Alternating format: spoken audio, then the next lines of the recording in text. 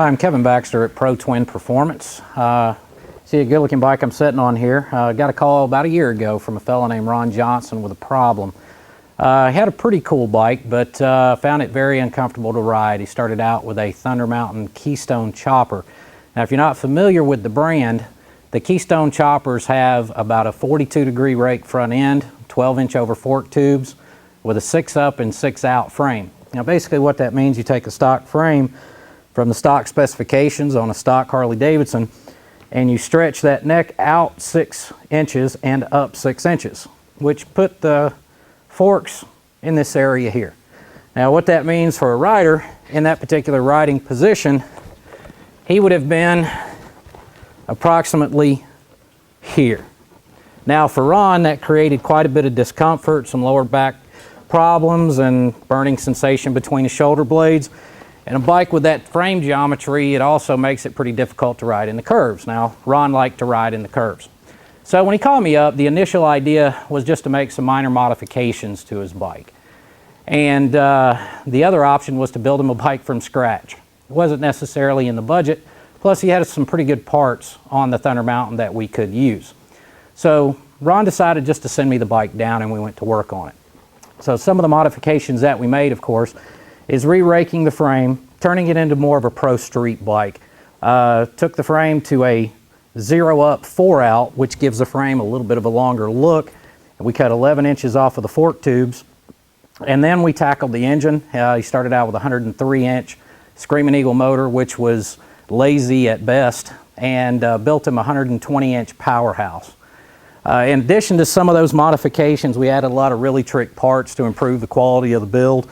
For example, we went with a 50mm throttle body, gear drive cams, hybrid cam plates, a lot of this stuff you can't see on the outside of the motor.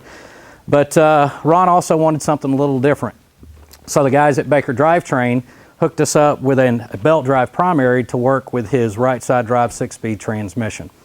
So in addition to that, we did some really cool custom paint work on it, fabricated a fiberglass dash for him to work with a 2¼ inch digital speedometer from Dakota Digital, reworked his handlebars. The idea of trying to make this bike as cool as we possibly could without breaking the budget. And I think we did a pretty cool job. Another new technology that we tried out was liquid LEDs. Ron wanted our logo on the gas tank. So if you take a look over here, you'll see the logo of the gas tank. Looks pretty trick underneath the clear.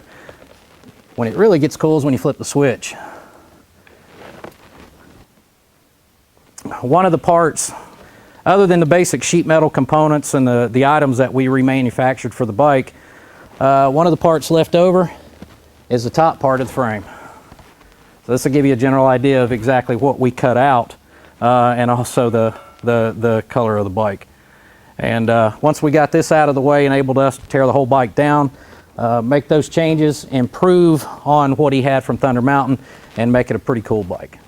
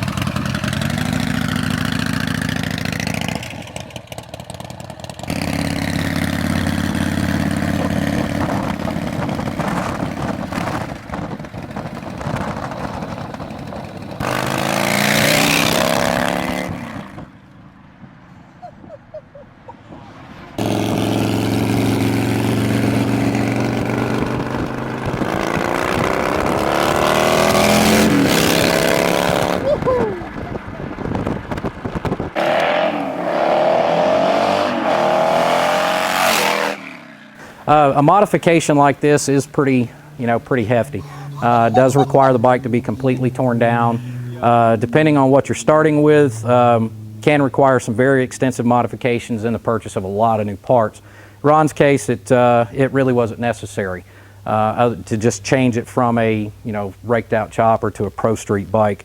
Otherwise, this modification can be done fairly simple without completely rebuilding the bike like we did here. But if this is something you're looking into, Pro Twin Performance, protwin.com, 678-939-8029.